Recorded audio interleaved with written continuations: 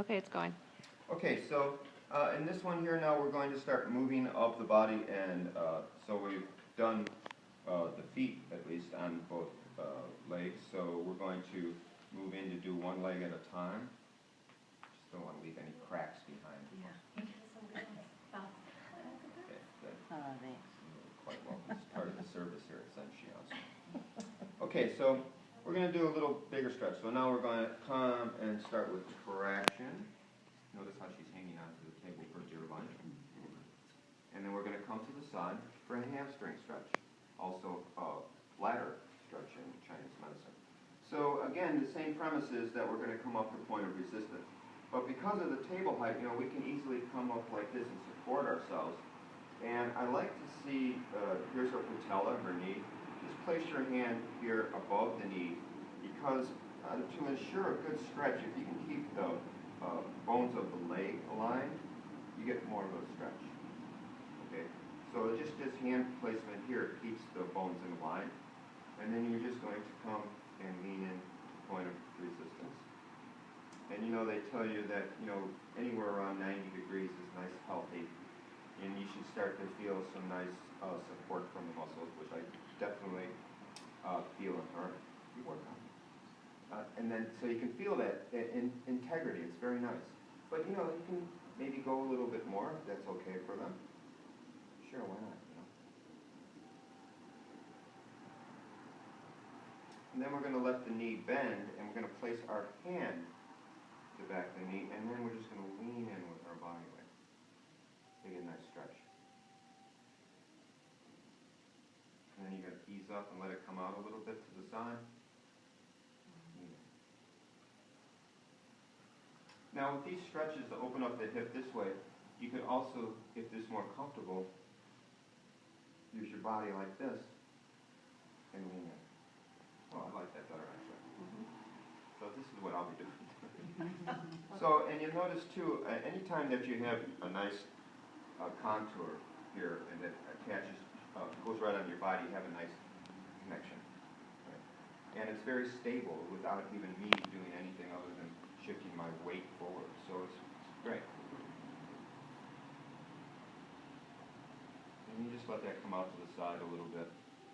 And I'm stabilizing here, again, because if there is some tightness through the adductors, through the three yin channels of the leg, spleen, liver, kidney, the hip, the body will start coming a little bit more. So a stretch is usually defined between the 2 points of contact that you place on the body. So if you stabilize here, then you get more of a stretch here, and you can just lean in that way. Okay. And then we're going to simply support here and come right into some nice range of motion of the hip. One way.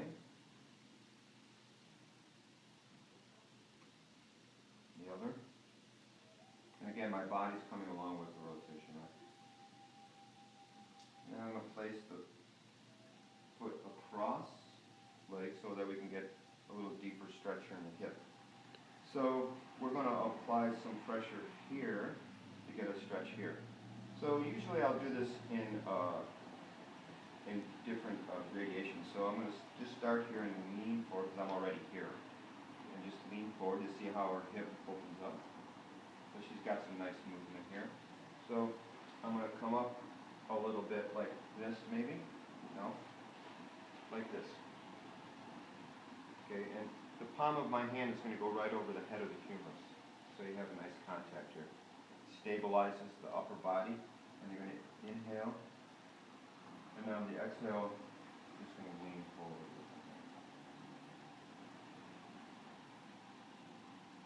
So nice. And if this feels like you're doing this and you feel overextended in your own body, again, out of your center or something like that, then I would recommend coming up on the table like this, or else come like this.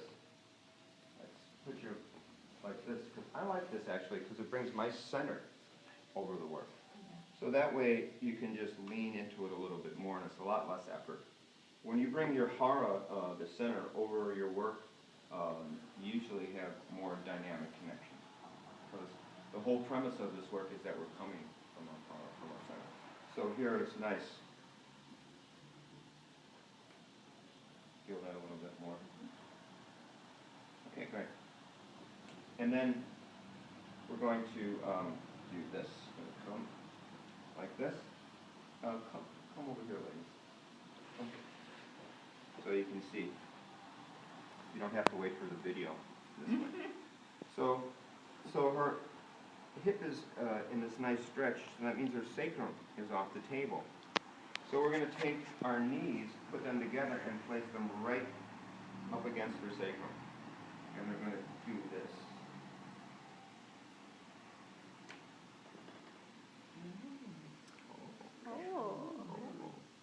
So a nice fulcrum. So this gets a nice stretch, and the placement of your knees, you start opening up the SI joint, where the ilium, the hip bone, articulates with the sacrum. Nice opening here.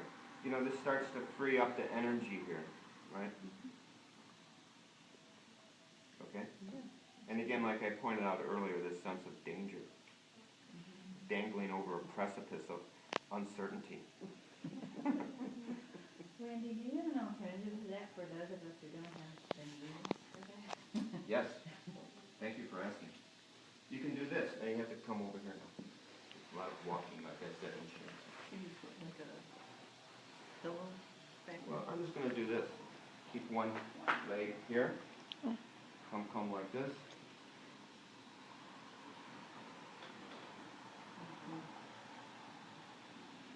More stable.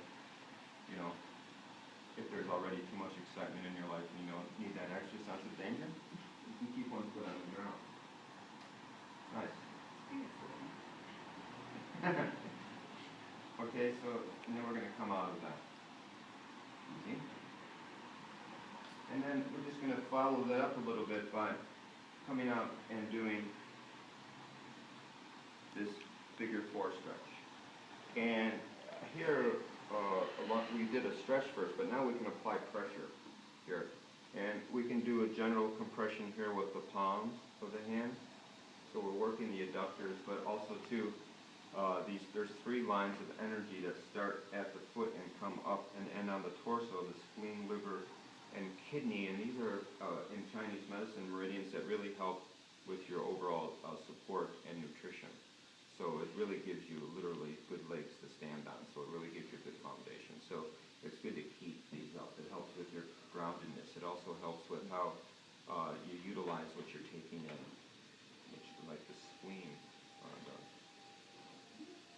Now, you know, people have different variations, and if you are working on someone and their adductors are tight, and you might come in and their leg might be way up here. So you don't want to force anything on them. The whole premise of the work is to go to where they're at and support them, right? So if her leg would be this tight, I would just slip my leg under here, and rather than my palms, because if I use my palms, now my shoulders would be jacked up. I use my forearm, right? And also too, you could also do this variation where you just come like this. This is really nice because you get to sit down. It's great. You should try it. It's lovely.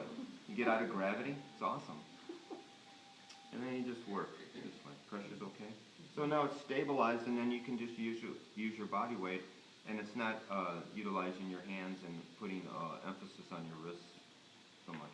Oh, not at all in this one. Mm-hmm.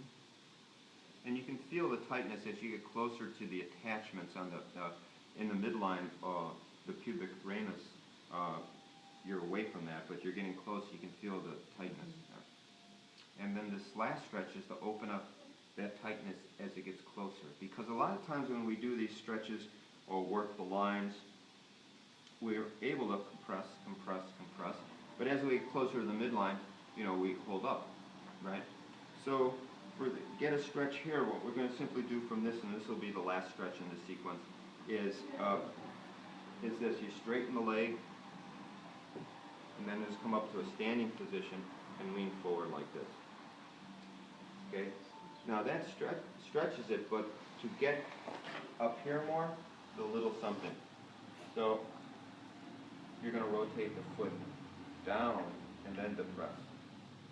And you should feel it a little higher towards the midline.